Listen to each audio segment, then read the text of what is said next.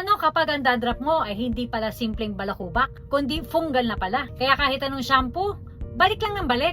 Baka kailangan mo na ng totoong pang-dandruff. Katulad nito, Nizoral Ketoconazole. Yo, I'm Sa DB, your pharmacist. Let's talk about Nizoral Shampoo. Isang antifungal shampoo na kilalang kilala sa Pilipinas. Ang active ingredients nito ay ketoconazole, a strong antifungal agent na tumutulong labanan ang balakubak. Ang yeast o fungus na madalas dahilan ng matinding balakubak, makating anit, pamumula, seborrheic dermatitis, pati yung makapal at oily flakes sa scalp. How does it work? Ketoconazole breaks down the fungus cell wall, kaya hindi na ito dumadami. Ibig sabihin, hindi lang niya tinatanggal ang flakes, inaalis niya ang ugat ng problema.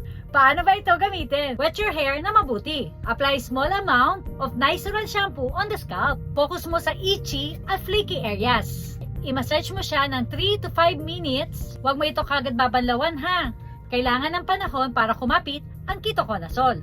Then after, rinse thoroughly. Gamitin ito twice a week for 2 to 4 weeks. On off days, use a gentle non-medicated shampoo. Pag nag-improve na, pwede mo nang gamitin ang ketoconazole once a week as a maintenance. May side effect ba ito? Dryness, bit of stinging, at rare redness.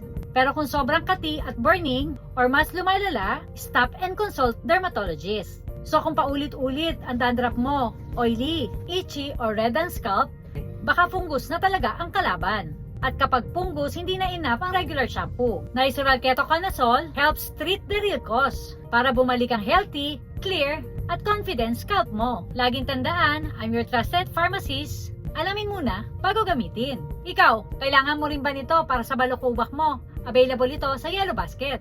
Ikaw, na-try mo na rin bang gumamit nito? Comment down below and please like, share, and follow us for more.